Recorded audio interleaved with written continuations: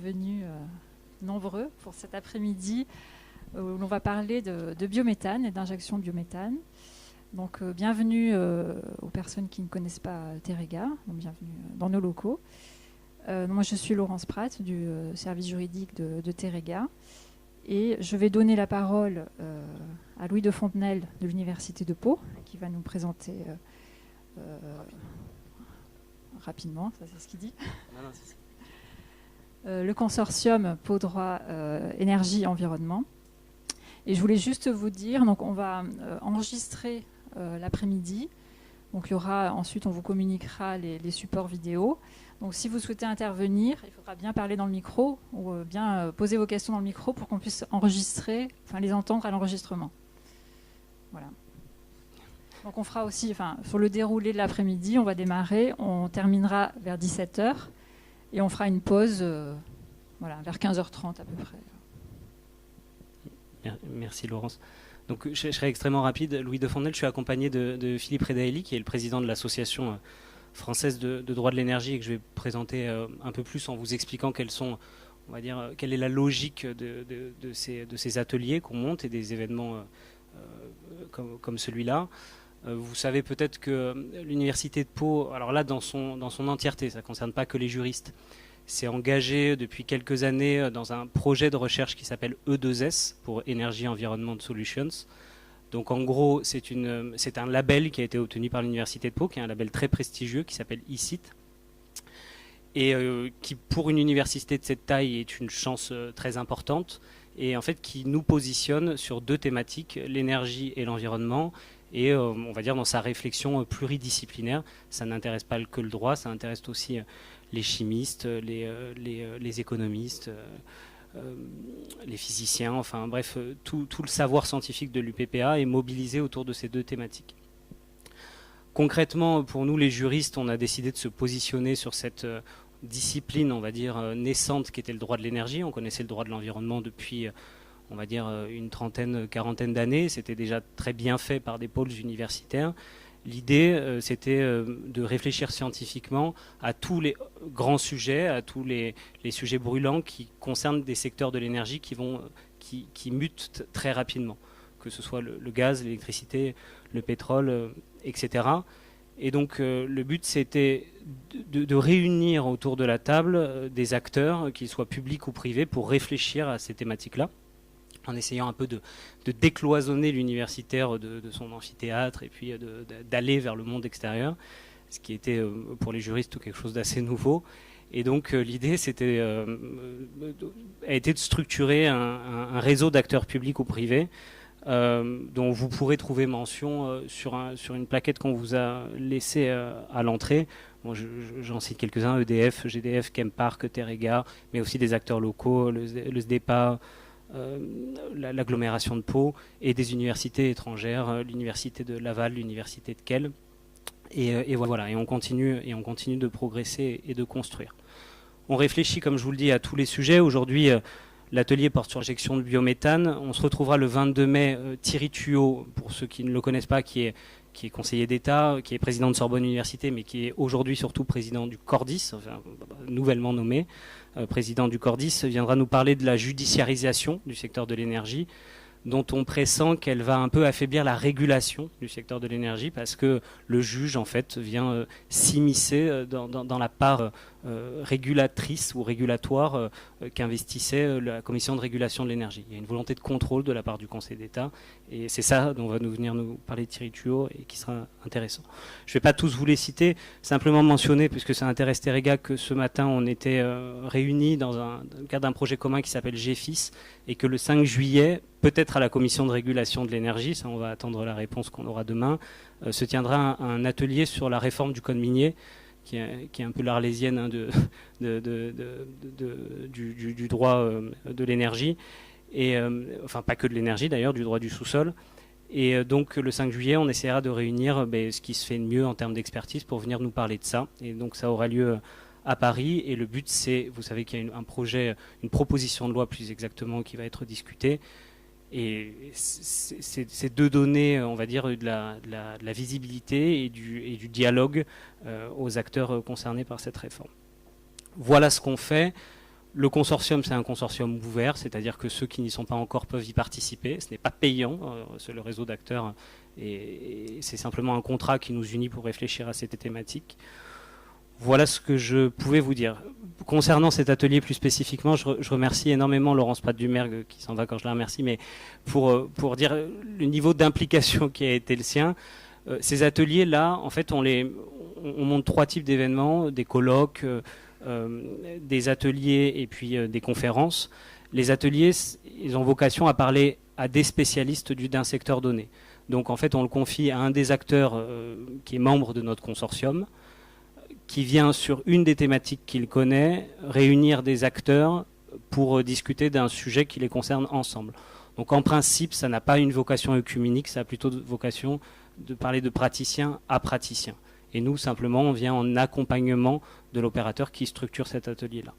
Voilà, les colloques, eux, ont une vocation plus universitaire, plus prospective, on va dire, mais ces ateliers ont un enjeu, ce sont des enjeux techniques qui sont développés. Voilà, j'ai déjà été trop long. Je remercie vraiment Terega pour son implication, d'autant plus que pour moi, j'ai travaillé 1 an dans la maison, voilà, avant de repartir à l'université. Mais c'est un grand plaisir d'organiser ce premier atelier collaboratif. On en avait fait un à Paris avec FIDAL, mais localement, c'est la première fois qu'on en structure un. Et je me félicite du soutien de l'Association française de droit de l'énergie, de son président, Philippe Redaelli, dont je vais te laisser parler de l'Association française. Merci à tous. Merci Louis. Bonjour, Philippe Redaelli. Je préside l'AFDEN. C'est une association de personnes, des juristes dans le secteur de l'énergie qui a été créée il y a une dizaine d'années, vers 2008. Et qui a pour ambition de faire nouer des liens entre les juristes du secteur en latéral, parce que quand on est spécialiste du gaz, on ne connaît pas forcément les problématiques du nucléaire ou de l'éolien ou du marché en détail, que la transversalité et la transdisciplinarité, c'est une des conditions de la réussite, plus que jamais, et aussi au travers des générations. Voilà, on s'était dit que les anciens ont des choses à apporter aux plus jeunes et que les plus jeunes pouvaient faire du reverse mentoring peut-être auprès des anciens. Et tout ça, ça a donné une association française de droit de l'énergie qui fait également des colloques, des ateliers, des conférences. Vous verrez tout ça sur le site AFDEN, qui est très heureuse de parrainer cet événement parce qu'on est très content qu'au bout de quelques années, des universités se saisissent du sujet du droit de l'énergie. Et l'Université de Pau et des Pays de l'Adour est pionnière en la matière, extrêmement dynamique, vous avez beaucoup de chance. C'est là que je peux peut-être caser que vous avez aussi beaucoup de chance. J'ai enfin découvert de qui s'était inspiré l'architecte du siège d'Apple à Cupertino en venant à Terega. Voilà. Donc vous aussi, vous êtes pionnier en quelque sorte. Donc il y a une action comme ça d'aider par la position de notre marque, de notre réseau, et puis un soutien, également une participation au conseil d'administration. L'Université de Pau et des Pays de l'Adour étant au conseil d'administration de l'AFDEN. Nous déployons également, et si ça vous intéresse, n'hésitez pas à nous contacter, une activité européenne. Nous avons créé une fédération européenne de droit de l'énergie il y a à peu près 1 an, qui réunit une douzaine de pays, qui en 1 an est allé à la Cour de justice et au tribunal pour se présenter à la Commission européenne, à la Florence School of Regulation, et nous avons rendez-vous chez ACER, qui est le régulateur sectoriel européen. Nous prévoyons de faire dans notre prochain colloque une réflexion sur, maintenant que cette fédération existe, comment nous pouvons matérialiser plus concrètement des liens entre les juristes des différents pays, sachant qu'on ne vise pas à se substituer à des réseaux qui existent déjà, académiques, entrepreneuriaux ou institutionnels. Voilà, donc je suis très très heureux d'être invité aujourd'hui par l'université, et je vous souhaite, et à moi-même, je vais découvrir le sujet du biométhane. Bon après-midi.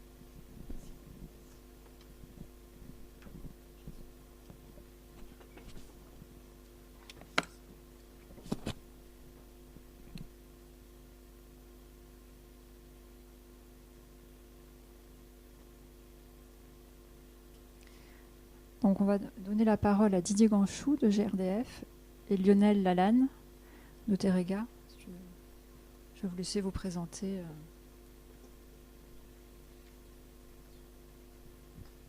Merci. Mais Lionel. Bonjour à tous, merci d'être venus. Je suis Lionel Allan, je suis chargé d'affaires, ce qu'on appelle ici d'interface, c'est-à-dire l'animation commerciale au sens large des relations entre le transporteur que nous sommes et le distributeur que représente Didier. On va beaucoup parler de manière conjointe, c'est fait exprès, c'est volontaire, c'est assumé. Voilà, Didier. Oui, donc c'est effectivement complètement assumé. Donc je me présente rapidement, je m'appelle Didier Ganchou, je suis directeur territorial de GRDF pour le département des Pyrénées-Atlantiques, bon, plutôt en charge en fait des relations avec les collectivités locales, territoriales, et puis en charge aussi du développement un peu des axes stratégiques de développement de GRDF autour donc, de la production des gaz verts, de la mobilité et du développement des usages un peu performants du gaz. Quoi. Voilà. Donc on va effectivement vous proposer donc, une présentation à 2 voix. Quand on parle d'énergie, en fait, en tout premier lieu, ce qu'il y a eu de faire, c'est planter un peu le décor et le panorama et de savoir de quoi on parle et de mettre donc en matière de consommation d'énergie les grandes masses en rapport les unes avec les autres et d'évoquer un peu ce que peut être donc la réalité du gaz naturel aujourd'hui et puis donc dans le panorama énergétique d'une part et d'autre part le mettre en perspective de ce que ce sera demain. Et surtout en fait de mettre en évidence en fait l'importance et l'aspect donc fondamental pour le système énergétique français de l'apport en fait de l'énergie gaz. Donc sur le premier slide, quand en fait donc on parle de système énergétique, ce que l'on a donc apparaît en fait des profils de consommation. Ces profils de consommation sont des profils de consommation sur les courbes que vous voyez qui sont en fait donc saisonnalisés, avec donc des saisons en fait de forte consommation et des saisons de faible consommation. Les saisons de forte consommation sont des saisons en fait plutôt des saisons froides, puisqu'en fait donc la part liée donc en fait à la part chauffage en fait du gaz est assez importante. Et donc on voit en fait apparaître que finalement donc dans des saisonnalités qui sont plus trop froides, l'appel de pointe en puissance en matière gazière en fait correspond donc à 2 fois en fait ce que le système énergétique d'origine électrique est capable de mener. Donc ce qui veut dire que du gaz il y en a aujourd'hui, mais du gaz il y en aura aussi demain. Alors le gaz que l'on aura demain ne sera pas celui d'aujourd'hui, mais il sera toujours là. Ce que l'on voit apparaître en fait sur cette courbe aussi, c'est que finalement donc ces pointes-là, on a une relative stabilité dans le temps et au fil des saisons en fait de tout ce qui est dans la production d'électricité, que ce soit en fait sous forme en fait nucléaire, sous forme donc d'hydroélectricité, sous forme d'électricité renouvelable, etc., etc. Et les pointes en fait, on les passe comme ça. Donc imaginez demain que l'on puisse avoir des systèmes de production d'électricité qui arrivent à passer ces pointes-là, ce ne sera pas possible. Donc ce qui veut dire qu'en fait, on est aujourd'hui en fait sur une production et sur une énergie, le gaz, qui présente donc en fait l'avantage à la fois de répondre aux pointes, mais aussi d'être stockable. Donc le fait d'avoir une stockabilité importante permet justement de franchir ces pointes-là. Quand on parle de production de gaz vert, il faut avoir en tête qu'en fait on parle de 3 générations de production de gaz vert. Production des gaz verts, en fait, il y a donc aujourd'hui ce que l'on connaît, qui commence à être notre actualité de plus en plus, qui est la production des gaz verts par méthanisation, c'est-à-dire dégradation en fait de matière verte essentiellement. On parle ensuite donc quand on parle de production de gaz vert, on parle en fait de production de gaz de 2e génération par pyrogazéification, c'est-à-dire on chauffe en fait de la matière ligneuse. Et donc on parle aussi de gaz vert quand on parle de gaz de 3e génération, qui est en fait la production de gaz vert en utilisant en fait donc de la méthanation, du power to gas, mais j'y reviendrai. Donc que raconte en fait ce panorama ce panorama, il raconte que finalement donc on a aujourd'hui donc potentiellement la consommation de la France est 450-460 TWh en fait en matière de gaz. Et potentiellement on a aujourd'hui de quoi satisfaire donc par des productions de gaz vert, on a la possibilité de satisfaire complètement en fait cet appel d'énergie qui aujourd'hui vient en fait des 4 coins du monde. Voilà. Par une énergie produite localement, donc selon 3 piliers, la méthanisation, la pyrogazéification et l'électrolyse et la méthanation. Donc méthanisation qui est le premier pilier, vous regardez en fait ce sont des piliers qui sont à peu près équilibrés entre eux en matière d'apport énergétique. Voilà, puisqu'en fait on reconstitue à peu près nos 460 TWh à travers 140 TWh liés à la méthanisation, 180 TWh liés à la pyrogazéification et 140 TWh liés à l'électrolyse et à la méthanation. Donc on va faire un zoom plus particulier après sur la méthanisation. Je vous dis 2 mots simplement sur la pyrogazéification. Pyrogazéification, c'est un système qui est connu, alors je dirais pas, c'est pas vieux comme le monde, mais pas loin. Ça nous ramène donc quelques dizaines, quelques centaines d'années. Puisqu'en fait, on s'est aperçu très très rapidement qu'en chauffant en fait de la matière ligneuse, donc il y avait des gaz qui se dégageaient.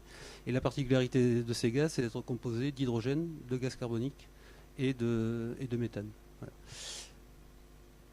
L'électrolyse et la méthanation, c'est quelque chose aussi donc, que l'on connaît bien, puisqu'en fait on a tous fait à peu près cette expérience-là, faire passer un courant électrique en fait dans un bac d'eau, donc et récupérer de l'hydrogène d'un côté, de l'oxygène de l'autre. Et la particularité de cet hydrogène, c'est qu'en fait on peut donc soit l'injecter directement sur des réseaux, soit en fait on peut donc en l'associant avec du gaz carbonique que l'on aurait capté, recréer en fait un méthane de synthèse. Voilà. Mais là, on est plutôt donc en fait sur une actualité, sur des pas de temps qui sont assez longs, qui nous amènent donc aux alentours des années 2020, 2030, 2040, enfin 2030, 2040, 2050. 2020, on y est déjà. Donc un zoom plus particulier en fait sur la méthanisation. Donc la méthanisation, en fait, quand on parle de méthanisation, ben, finalement, donc de quoi on parle? On parle en fait d'une ressource qui est essentiellement une ressource d'origine agricole. Voilà. Donc nos 140 TWh, donc vue nationale, vue du national, nationalement. 87% en fait proviendrait en fait, la ressource est d'origine agricole, 87%, et les 13% restants en fait sont donc issus de la dégradation de déchets ménagers, de biodéchets. Donc ça en fait ISDND, ce sont les installations, donc enfin, ce sont les gaz de décharge en fait, ce sont les anciennes décharges enterrées. L'industrie agroalimentaire et les bouts de stations d'épuration urbaines. Voilà, donc 87% de gisements agricoles. Voilà, donc on s'aperçoit qu'en fait aujourd'hui, on travaille de plus en plus, le monde gazier au sens large est amené à travailler avec des acteurs avec lesquels il ne travaillait pas jusqu'à présent, qui est plutôt en fait le monde de l'agriculture, les chambres d'agriculture, donc qui travaillent avec les fédérations syndicales agricoles, voilà, des acteurs qui sont assez nouveaux dans le panorama, et qui permettent en fait finalement donc d'explorer tous les champs en fait de la production des gaz verts et en particulier donc sur la méthanisation. Est-ce qu'à ce stade vous avez des questions, peut-être des remarques? Bien, nous poursuivons. Lionel? Alors, ouais, voilà. Moi j'interviendrai après. Ouais, voilà. Ouais.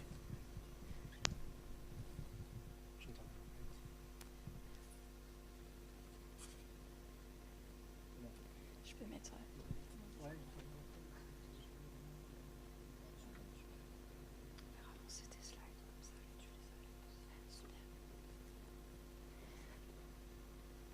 Bonjour à toutes et à tous.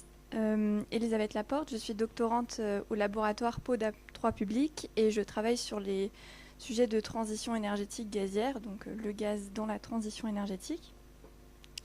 Donc on m'a chargé de présenter la problématique générale et pour cela je voulais tout d'abord dire que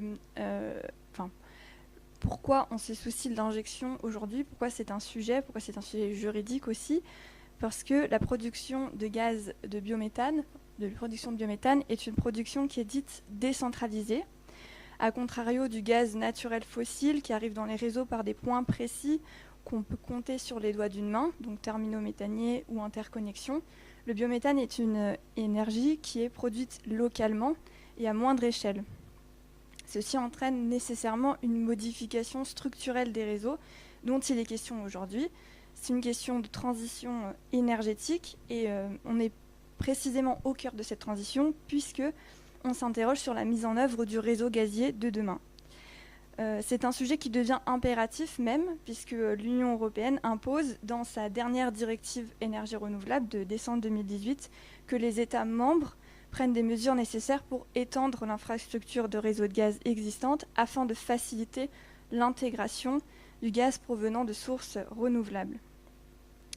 Et avant de rentrer dans le vif du sujet et toujours en guise d'introduction,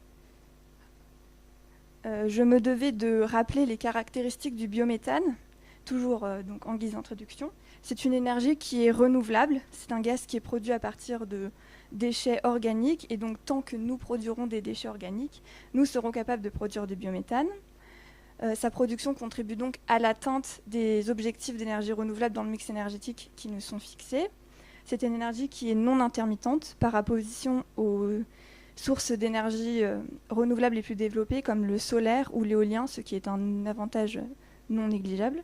C'est une énergie qui peut être stockée du fait de sa caractéristique gazeuse. C'est une énergie qui est locale. Cela implique un fort potentiel d'activité pour les territoires et une nouvelle perspective de revenus pour les agriculteurs, mais cela aussi signifie un meilleur bilan environnemental puisqu'il ne nécessite pas l'acheminement depuis les pays extracteurs de gaz naturel fossile. Et c'est une énergie, enfin, qui favorise l'économie circulaire et la réduction des déchets, puisqu'il rentre dans un cercle vertueux en rendant utiles des déchets organiques inutilisés et en permettant la production d'engrais naturels grâce au digestat. Pour finir cette petite introduction sur le biométhane, je voulais donner quelques chiffres. Les chiffres de 2017, ce sont les chiffres qui sont inscrits dans le projet de programmation pluriannuelle de l'énergie de 2019. Donc en 2017, on avait 548 installations de production d'électricité à partir de biogaz et 44 postes d'injection. Mais fin 2018, on était déjà à 80 sites d'injection avec une capacité de plus de 1320 gigawattheures par an. Et comme le rappelait le précédent intervenant, monsieur de GRDF, la plus grande partie des unités de production qui injectent sont des sites agricoles, mais il y a aussi 11 stations d'épuration, 8 sites naturels, 7 sites de traitement des déchets non dangereux et 4 sites de traitement des déchets ménagers. Donc pour l'instant, le biogaz il est utilisé en cogénération pour la production d'électricité ou de chaleur est majoritaire en France vis-à-vis de l'injection, mais c'est une tendance qui est en train de s'inverser. En effet, la France vise à injecter le biométhane produit dans les réseaux. L'injection est une meilleure solution au niveau de la performance énergétique. C'est pour ça qu'on est là aujourd'hui. Le premier enjeu auquel doit faire face l'injection de biométhane est un enjeu qui est politique. Le biométhane est une énergie qui n'a pas forcément eu bonne presse et sans rentrer dans des débats qui seraient trop passionnés, cela pourrait essentiellement s'expliquer par le fait que le contexte énergétique français, vous le savez, c'est un mix énergétique essentiellement électrique où la discussion sur le gaz n'est pas toujours la plus bienvenue. Mais du fait que le biométhane est une énergie un peu nouvelle, sa place dans le mix énergétique est une place qui est à conquérir.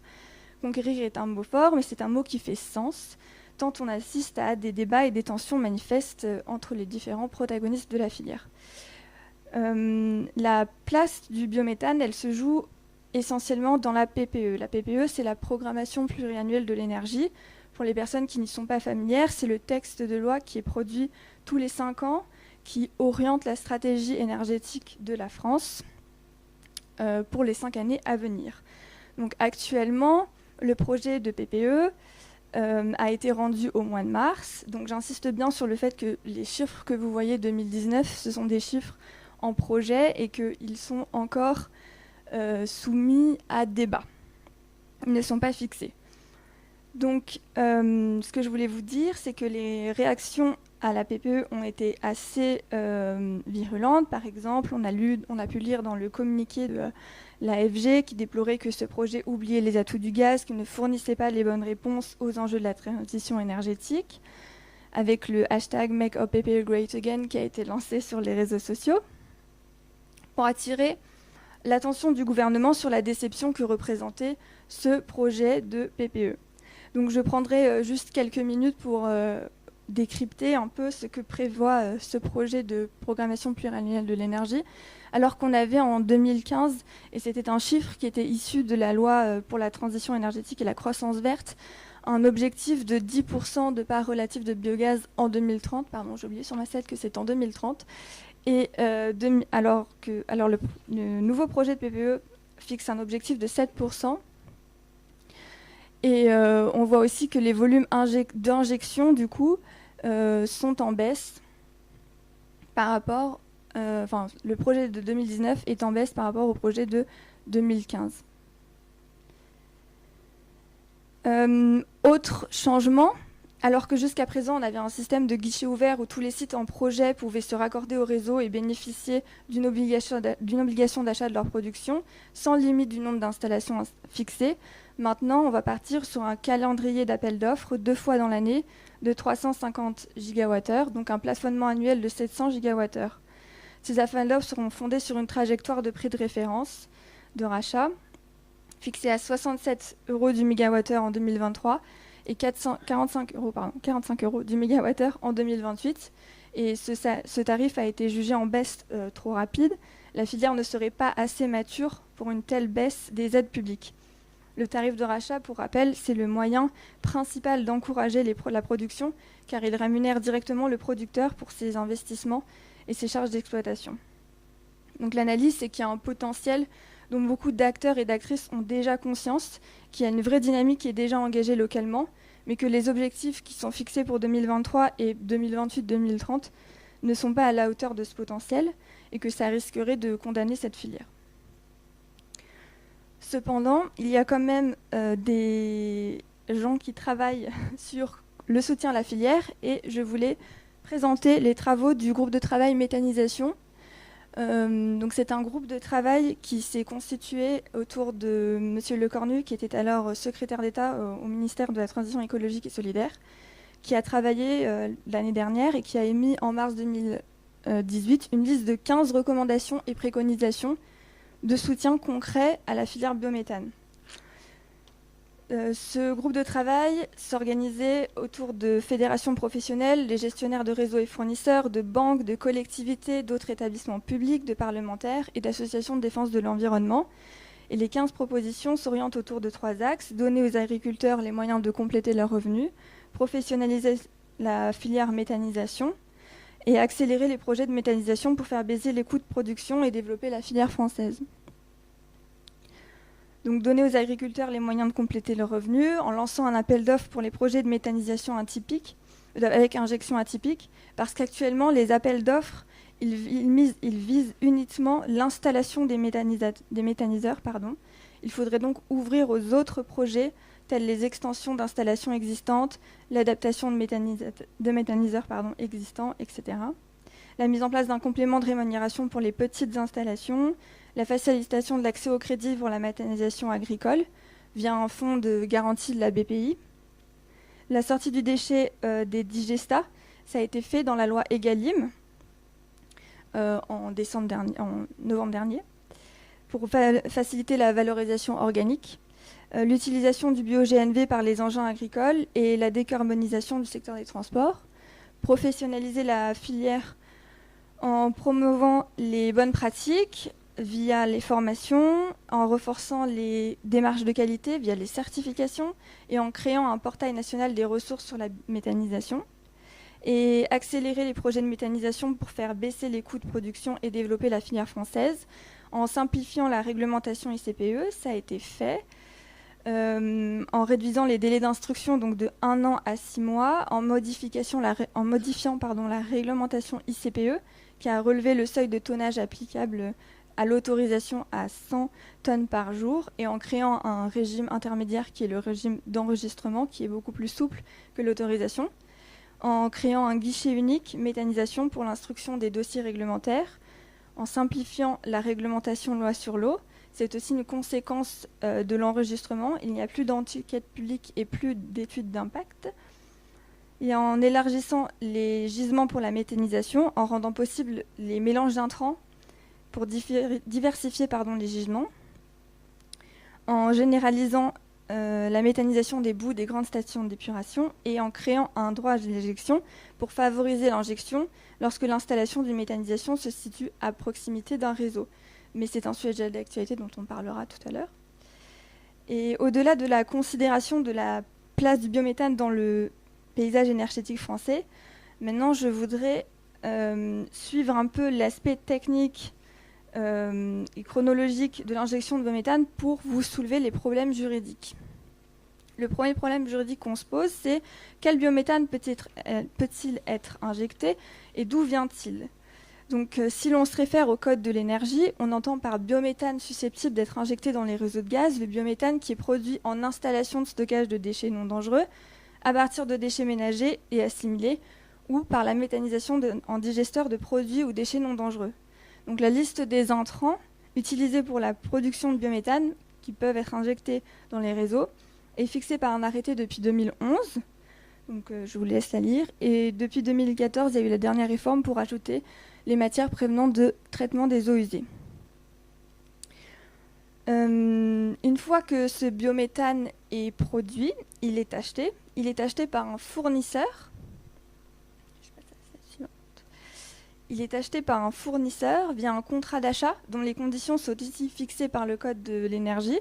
Les conditions notables sont qu'un producteur ne peut, sur un site donné, ne vendre qu'à un seul acheteur. Le contrat est conclu pour une durée de 15 ans à compter de la mise en service de l'installation. Le tarif d'achat est fixé par arrêté. Et dans le cas où le producteur n'a pas pu conclure de contrat avec un acheteur, il lui en a nommé un qui est l'acheteur de dernier recours. Une fois que ce biométhane est vendu, le producteur doit ensuite l'injecter dans les réseaux. Il doit le conclure donc avec un gestionnaire de réseau de contrat. Un contrat de raccordement qui prévoit les conditions de raccordement et surtout les conditions financières de ce raccordement.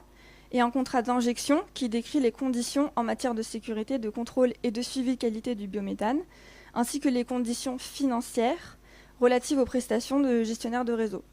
Le code rappelle aussi que le débit injecté doit être en permanence adapté à la capacité d'absorption du réseau.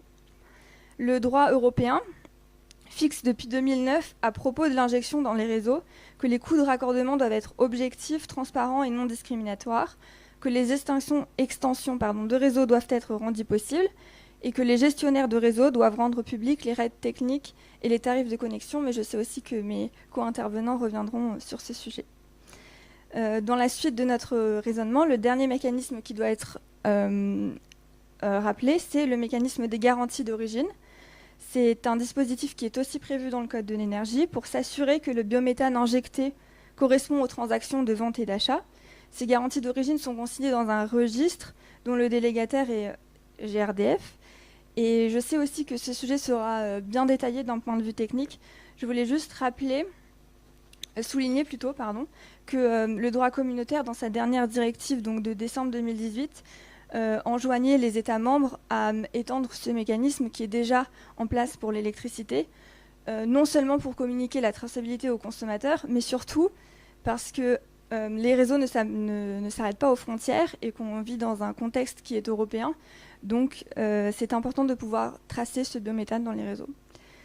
La directive ouvre même la possibilité de créer des garanties d'origine pour d'autres gaz renouvelables que le biométhane, tel l'hydrogène.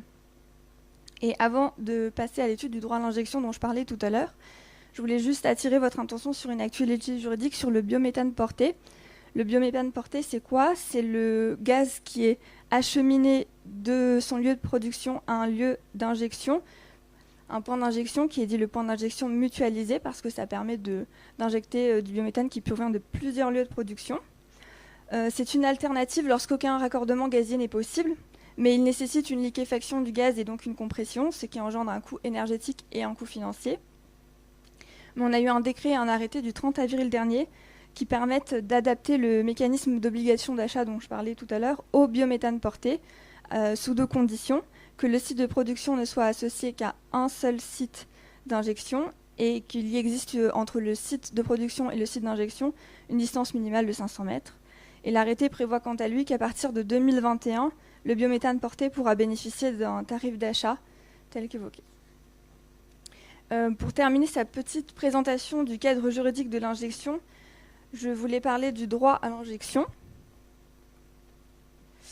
Le droit à l'injection, c'était une proposition, donc, comme je l'ai dit, issue des travaux du groupe de travail méthanisation. C'était une des propositions phares qui a été faite par la loi EGalim, donc la loi pour l'équilibre des relations dans le secteur agricole, loi de octobre 2018, et codifiée donc dans le Code de l'énergie. Donc lorsqu'une installation de production de biogaz est située à proximité d'un réseau de gaz, les gestionnaires de réseaux de gaz naturel effectuent les renforcements nécessaires pour permettre l'injection dans le réseau de gaz produit dans les conditions et limites permettant de s'assurer de la pertinence technico-économique des investissements définis par décret, prix et avis de la CRE. Je l'ai lu en entier, c'était un peu fastidieux, mais c'est important. La première chose qu'il faut dire, c'est que cette mise en œuvre du droit à l'injection est elle-même une procédure en cours, puisque le gouvernement vient de présenter son projet de décret et la CRE, donc la Commission de régulation de l'énergie, vient de rendre son avis le 18 avril dernier. Ce projet de décret, il avait 2 objectifs: définir comment s'assurer de la pertinence donc technico-économique des investissements et fixer les modalités de répartition des coûts entre gestionnaires de réseau et producteurs. L'avis que la CRE a rendu sur le projet de décret et les propositions qui ont été faites par le gouvernement n'avaient pas été très positifs, mais c'est un sujet, encore une fois, que les transporteurs, je crois, évoqueraient tout à l'heure. Donc je vais m'arrêter là. Voilà. Merci beaucoup. Est-ce que je prends les questions tout de suite, Laurence, ou... Ok, je vais prendre les questions tout de suite. Dans ce cas-là, s'il y a des questions.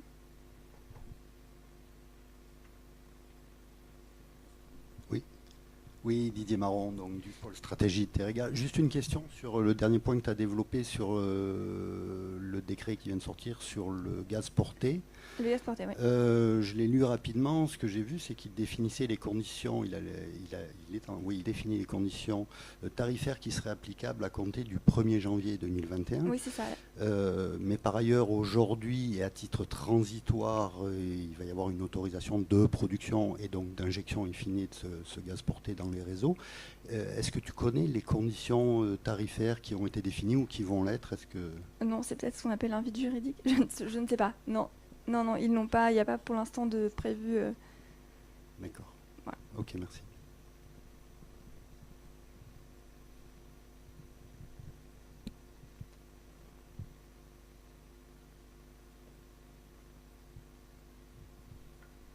Pas d'autres questions? Alors, vous redonnez la parole.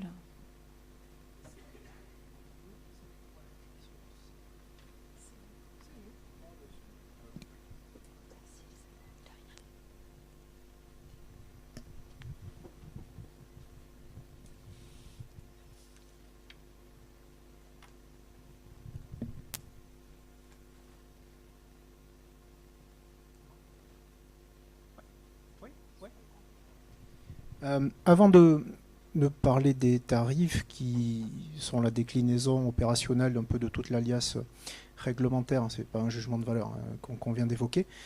Avec Didier, on s'était dit qu'on allait mettre le doigt sur deux événements réglementaires qui sont arrivés à la fin du mois de novembre 2017 et en janvier 2018. Qui font le lien entre cet environnement juridique et puis notre activité, nous, de gestionnaire d'un réseau de distribution, c'est ce qu'on appelle la réfaction. Alors, la réfaction, si vous voulez, c'est une ristourne, donc on est bien dans le thème.